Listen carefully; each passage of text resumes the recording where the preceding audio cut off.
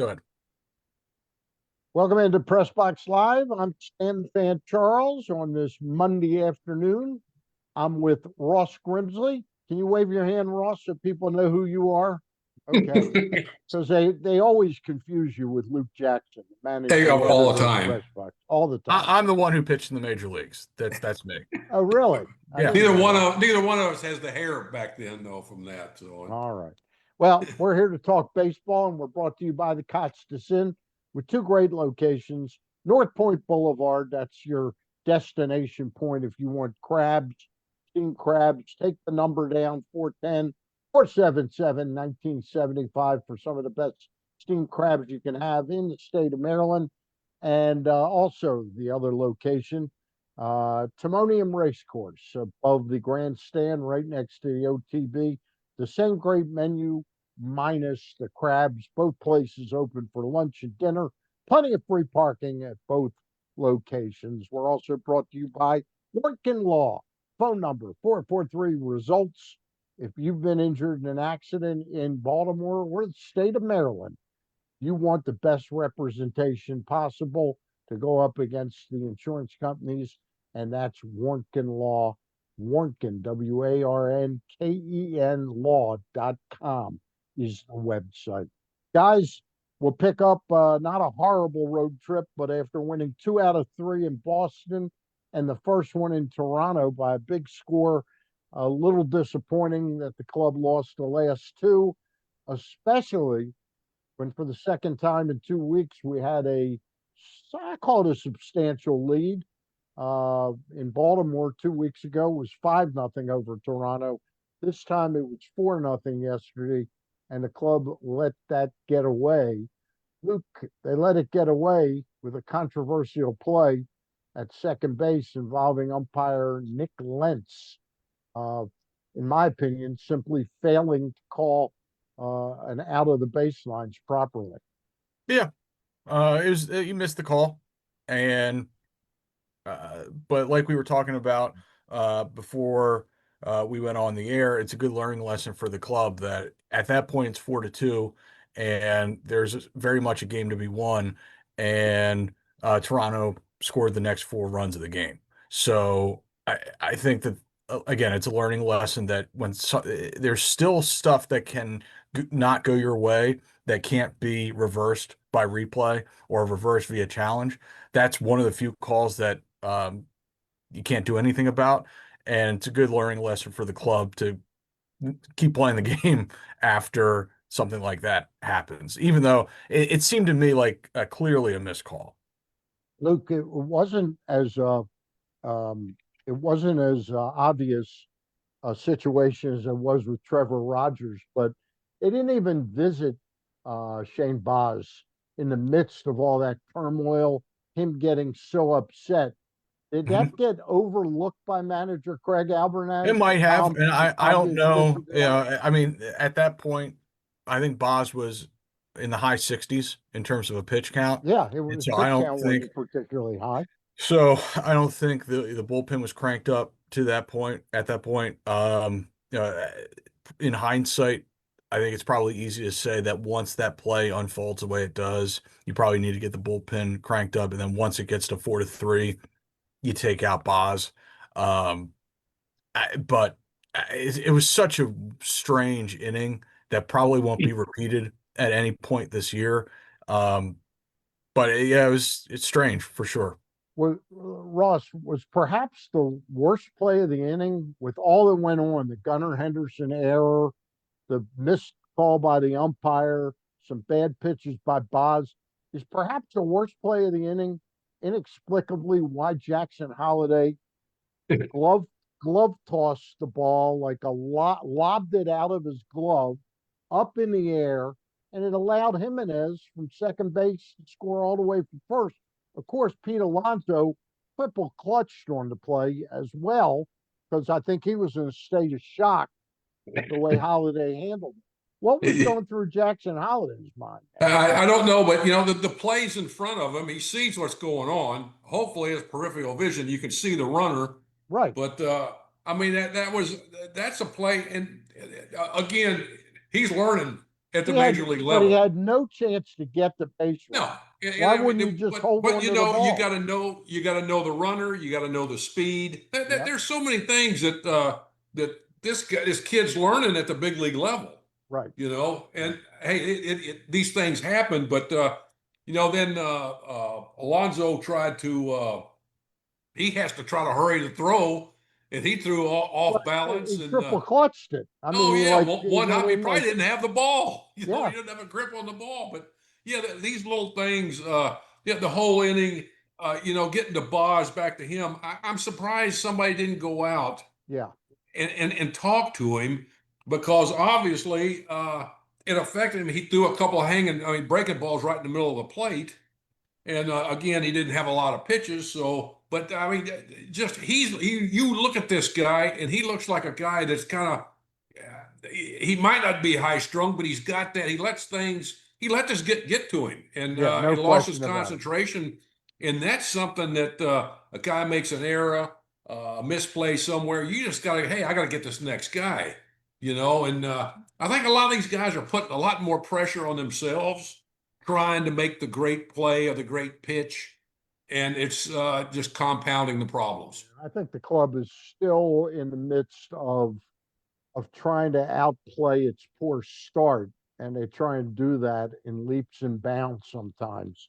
Yeah, Um, but one of the things I've noticed, I'm finding myself appreciating Craig Albernaz as a communicator with his team.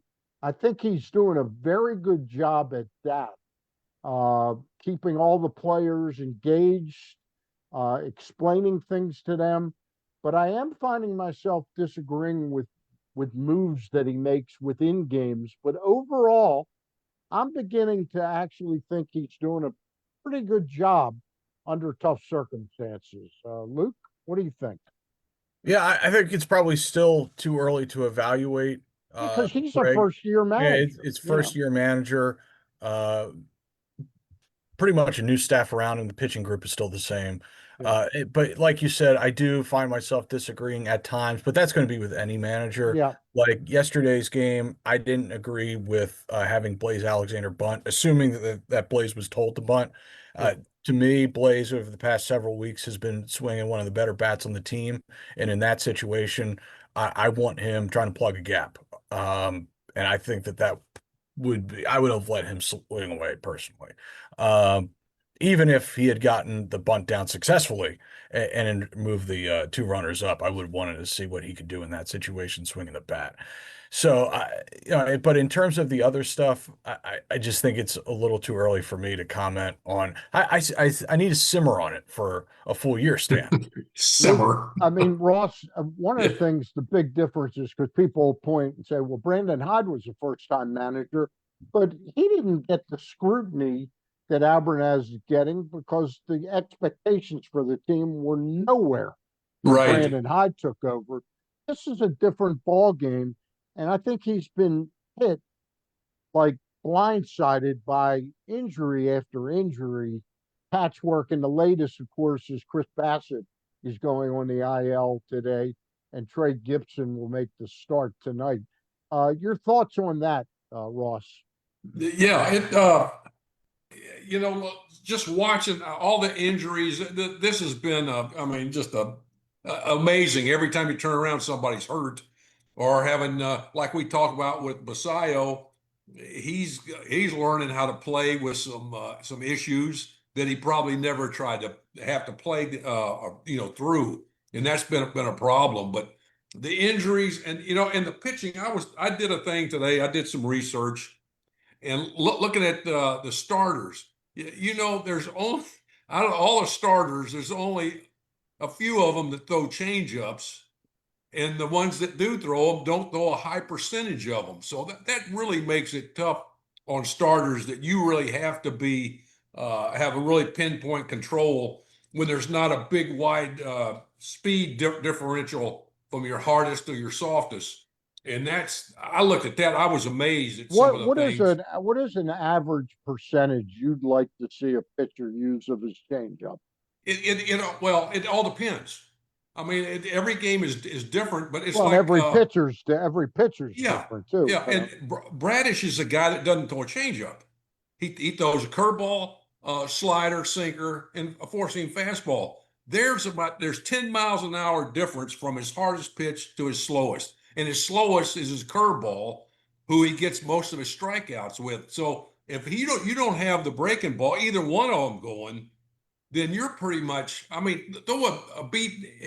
If you take a change up, a BP fastball at least, it takes less wear and tear on your arm and you change speeds. If you can change speeds with all your pitches, they can guess the pitch. Now they got to guess the speed. And that's not happening. And where a lot of these guys coming up from the minor leagues, they may have the split, but they don't have the changeup. And the changeup is, I think it's so important to have. Your bullpen guys throw more percentage changeups than your starters. And that I don't see how that, Right. I don't Well, see how they, you want most of your relief pitchers in high leverage situations. The whole reason they're in is because they're fresh and they can go after it a yeah, little well, bit more. and it all depends on what kind of changeup the guy has, Right. and you could have a Hoffman changeup that's a Hall of Fame pitcher with that. But yeah, I was noticing that there's not a lot of changeups, not a lot of off-speed pitches, and that means that they really have to be perfect, and the hitters just look for a couple of pitches at a certain speed. So that you got to be really on your game to do that. So I think that's something that would really help a lot of these guys, and it takes, and you might not have as many injuries. Luke, we were critical when we felt it was necessary of a player like Colton Cowser. What do you think is behind his resurgence? It's a good question. Well, And is it sustainable? first of all, I think he's a better player than he showed last year for sure. I think that's part of it, just regressing to the mean, so to speak. He's talked about how he's made adjustments to his swing and his setup. He's getting a leg kick a little more involved to become more athletic in how he's swinging. That seems to have helped. We know that he has enormous power. Like that's always been a part of his games, and and he gets a hold of one. It's majestic. I mean, he hits some pretty home runs. And it's just about for Colton getting to a point where he can make enough contact to take advantage of that power. And I don't know if he's ever going to be a guy who even hits 250. But if he hits 230, if he hits 225, he's going to hit for a lot of power. And like Buck Showalter would say, the contact to damage ratio is going to be pretty good. And I just, and also, with the defense he provides in the outfield and being really the one true plus defender they have out there, it's not like he has to hit that much to really play regularly. And so I'm hopeful that this is kind of who he is.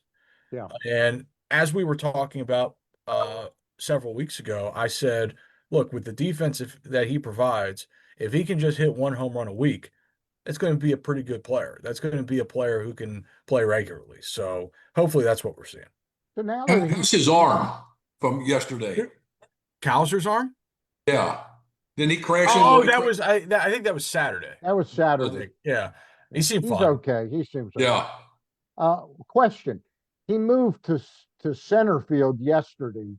Have we seen? I'm not saying he's a bad center fielder, Tavares, but when Kazer's in the lineup now Mhm. and he's sort of won back playing time, Mhm. shouldn't that playing time probably be in center field? I've watched Tavares now 4 or 5 times. Balls hit over his head. It's an adventure. That's a And problem. Yes. I'm not saying as great a fielder as Cedric was. Cedric had some trouble at fences jumping up. You'd watch him jump up and the ball wouldn't be really where his glove was. But there's something about balls that sail over your head and center. And Tavares just isn't registering to me. Well, obviously, it's not registering to the Orioles either because they've got Colton Cowser back in center. Yeah, And I think metrically, Colton is their best center fielder. And I think by the eyes, he's their yeah, best center fielder as well. It's just that he is so good in the corners. And you wanted to see if you could take advantage of that and have a capable center fielder as well. But to your point, Leody has had some problems tracking balls hit over his head. And I mean, that's been obvious to anybody watching every day. yeah, yeah. You One don't have one of the most Cowser play the whole outfield. There you go. The old uh, left-hander with another great idea. most notable play for me on Tavares was that game against Toronto in Baltimore, where for some reason he was playing Varsho, like sort of middle center field, and he hit the ball over his head, and Tavares didn't make a real great attempt at it. We're going to take a timeout, and when we get back, we'll look at the pitching matchups for this series against the Seattle Mariners, and we'll see if the lineup is out for the Orioles. That's coming up. But first, we're going to tell you a little bit about the Costas Inn. That's right, the Costas Inn, where Ross, Luke, and I will be having dinner in the next 10 days or so. Probably at the North Point location because I'm in the mood for those pork chops, which you can't get at the Timonium location, despite the fact the same exact menu except for the pork. But anyway, uh, both places are fantastic for lunch and for dinner. If you are planning to have crabs, that's the North Point location, the original location, 4100 North Point Boulevard. Take this phone number down, 410 477 1975. Call up, check out the availability, the price point, and the size you want to make sure that your little crab feast or big crab feast comes off without a hitch. Timonium location, plenty of signage now on Timonium Road. It's right there, right entering the fairgrounds off of Timonium Road. All right. Lunch and dinner at the Costa. Also brought to you by the law offices. Iron Warnken, 443 results is the phone number. WarnkenLaw.com, WARNKEN law.com for the best representation if you've been injured in a car accident in the state of Maryland. You want Warnken Law on your let's get back to it, guys. Orioles play 4 against the Seattle Mariners, and then they play 3 against the San Diego Padres. And before we talk about the the Seattle Mariners, who will play the next 4 days, Luke, Manny Machado having by far the worst year of his career. Is he really on a downward trend that badly? He's hitting 170. His on base percentage is 265. Well, uh, Well, the Padres better hope that he isn't in steep physical decline because he has 7 years left on his contract and he is going to get paid $40 million a season starting next year. I think they're Oh, going to look God. to extend him right now. I mean, as well as the first Machado contract worked out for them, Yeah, is as poorly as the second one is going. yeah. And it's not just him. He's Jackson not. Merrill, He's not even in the second one yet, is he? Really? that might technically start next year. You know what? Okay. You might be right. And so, but he's not the only struggling Padre. Jackson Merrill, I think he's hitting about 202, if I'm not mistaken. He's had a really disappointing year. Fernando Tatis just hit his first home run. And Xander Bogaerts is another one on a really bad contract. So, I And mean, Ramon Laureano's not quite as good as he was when we traded him there last. right. And this year, I He's out assume, for the rest of the yeah, year, isn't I he? assume that he had a bad hip entering the year, and it just never got better, and he decided to get it fixed Yeah. to give him a chance for a normal offseason. Yeah, it's that's not great. I mean, I believe the Padres are last in the major leagues in runs scored, if I'm not mistaken. And I mean, it's not going to get better until those big names I mentioned start heating up. So hopefully they start heating up after this weekend. Ross, what do you see? I don't know how much you've seen Machado this year, but those are some very Yeah, un-Machado like I numbers. didn't realize he was hitting as poorly as as he is, but Oh God, it's awful. yeah, that's not good. That's That's just not good. we're But yeah, quoting we're I'm kind of quoting Ross surprised. Grimsley there, folks. It's not Yeah, good. not good. Yeah, I didn't like I said, I didn't realize that. It's kind of shocking, but he how old is he now? 30, 33, 33, 34. 33, and 33. hey, this might be the beginning of the The concerning thing to me about Manny would be that he's always been a hitter who hits on feel. He's always been supremely talented, and he can just go see ball, hit ball. And this past weekend, he had some comments about, there are too many analytics in the games, too many numbers, too many this and that. And whether you agree with him or not is really beside the point. The point I'm trying to make is that as you get older and your physical skills start to diminish, you have to find ways to adjust. You have to find ways to get to still be productive. And with Well, this Manny, isn't this isn't dissimilar to what Nolan Arenado's gone through the last 2, 3 and years. like those advanced, I don't know what to call them other than I'll just call them, advanced metrics. Those things can help you as you get better, as you get older, to figure out ways that you could still be productive. And I don't know if he's going to be receptive to those things. And if his physical skills are in decline and he's not receptive to ways to adjust, and he's just going to go about it the way he always has, I don't know, man. I mean, that contract, I don't know what to tell you. I don't know what to tell you. that's what I see from him. He's hard to. It's more if I'm going to do it my way, and if something dawns on him that it's not going to work, then he may have to change, and hopefully he's receptive to it, whatever that may be. This series with the Mariners, by the way, it's we're going to get a lot of the good pitchers for the Seattle Mariners. We're getting Hancock tonight, Gilbert tomorrow night, Kirby on Wednesday night, and Thursday, Brian Wu. The Orioles are countering with Gibson tonight in place of Bassett, who was put on the IL. Trevor Rogers tomorrow against Logan Gilbert. Brandon Young versus Kirby, and Bradish versus Wu on Thursday. So this is going to be this not going to be an easy series, Luke, for the Orioles. Facing some good pitchers. Yeah.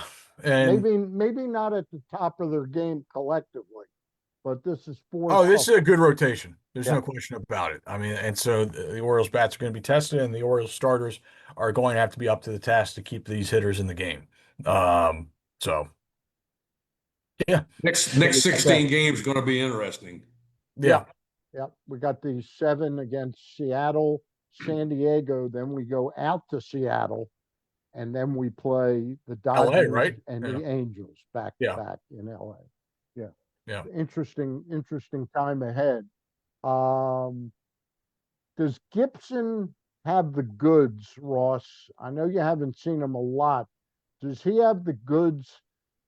It's not a high bar to fill in for the Chris Bassett we've had this year. So does he have the goods to get that job done for a couple of weeks? Well, there's not too many other guys available to do it. Everybody's either injured or not ready to be here. But he's a guy that at times he looks really good. But he's more of he's another guy that doesn't throw a changeup. So we'll see how that goes. But fastball, slider, sinker. Uh, yeah, That it's death ball, he's got a death ball though. oh yeah. So anyway, he's going to get an opportunity. So it's just a matter of taking advantage of it, like Young has. Uh, Luke, um, the bullpen. What do you think the status of that bullpen is right now? Status of the bullpen? Yeah, Well, I mean, just like, are you I know you're not thrilled with it, but is there some good signs out there? Well, Ryan Helsley is throwing a live BP at Camden Yards apparently as we speak, so that's a good sign. That's a good sign. That's a really good sign. So when they get him back, that'll really help. And I think that I mean the bullpen's probably done fine without him, but they certainly need him back. It would help a lot. It Will would he go help. on the Oh, that- rehab assignment? I think yeah, he's at this going to point, have he's to. gonna I think have he's to. got to get Yeah, two outings in at least. Yeah, Yeah. and he might want a back to back in there before he does that with the Orioles. That would Yeah. be yes. Yeah. What was the matter with him? Elbow? Elbow inflammation. Yep. Dial 9 for inflammation. Yeah. What's What does usually elbow inflammation feel like as a pitcher? You know, I had a stiff elbow There sometimes, you but go. I never had very fortunate I didn't have any elbow problems, you know, and your problem was with chewing tobacco, right? no, not until I got out of playing. But that was quickly remedied. No, you had the chewing tobacco with Earl, didn't you? One time, No, no, no. chew, What? not Oh chew, no! chew. Oh no! When I chewed, I was in Minnesota, and yeah, And you were actually when charting, you were it was charting, you were charting, Copenhagen. but you were charting pitches. I for was the- trying to, and I had to give it to Flanny, and I said I can't do this anymore. I can't see. right. I got dip from oh the infield. God, I can't think of his name. Billy Smith. Billy Billy Smith. Smith. He got a big. Hey, try a big wad of this. I put it in. I could hardly walk. And then Earl come up about the seventh You're inning. drunk. I was laying on the table, and he wore me out. Yeah. I go, Earl, I'm sick. I feel, no, you're not. You're not sick. I know what you're doing. No, you don't. What do you think? He thought you were drunk. No, he thought I was resting up to go out Okay. later. Okay. And that one, I was pitching the next day. That's a great story. Great Thank story. God I pitched well. What else about the team? You excited a little bit, Luke, about the way the club has been hitting of late? Yeah, I think they're going to mash. Maybe mash is a little strong, but I think they're going to score a lot of runs this summer. I do. So Yeah. as the weather continues to heat up, I think that they'll be able to score plenty of runs this summer. Boy, it's really amazing what like Mayo, Holiday, and Hauser, Yeah, when they're really lengthens the reasonably lineup. Yeah, productive, yeah, it lengthens the lineup tremendous. yeah. Absolutely, it makes them much tougher lineup to pitch to. Yeah. Fewer outs that you can bank on as a starting pitcher. All right. All right, guys. That's going to do it for this week. We'll be back. We should be back next Monday around the same time, maybe a little bit later, because the games will be West Coast games. So maybe we'll start more like 5:30 next week. All right. Are you heading down to the ball game? I'm heading down tonight. Okay. Emerson Hancock against Trey Gibson tonight at 6:35. Tomorrow night, Logan Gilbert against Trevor Rogers, also at 6:35. Am I right? Wednesday is on ESPN, I think, right? Check. I think Wednesday is a 7 o'clock game on ESPN, and then Thursday is a 6:35. If I'm reading this schedule, you got it in front of you, Luke? No, not yet. Hold on. All right, hold on. I've got a schedule in front of me, but my eyes are failing me, and all my books are falling. Wait a minute. Oh, wait. So it's 6:35 today, 6:35 on Tuesday, 6:35 on Wednesday, and 7 o'clock on Thursday. 7 o'clock on Thursday. Okay. And I guess that the Orioles were able to do that because the Nationals basically remain in town to play the Nationals the Mariners remain in town to play the Nationals the next weekend. That's correct. Yeah. Okay. So they don't have to, And that game is on ESPN, I believe. I guess. Yeah. All right, that's going to do it. By the way, Ross, you probably known Ryan Ripken for a little while, right? Yeah, a little bit. I thought he did a good job over the weekend in Toronto on the games. Any comments? I heard him a little bit. He did. He Yeah, sound pretty good. yeah. Did a good job. Luke, you have any comments? Yeah, I think he's got his uncle's gift of gab, as I told you Yeah. before. Yeah. His uncle Billy is very, very good Yeah. on MLB Network in the time that he's been up there. Yeah. All right. That's going to do it for today. Again, thank you to the Costasin and to Warnken Law, warnkenlaw.com, WARNKEN, or 443 results. That's going to do it for today. For Luke Jackson, Ross Grimsley, I'm Stan the Fan Charles, and we'll see you down the road pretty soon.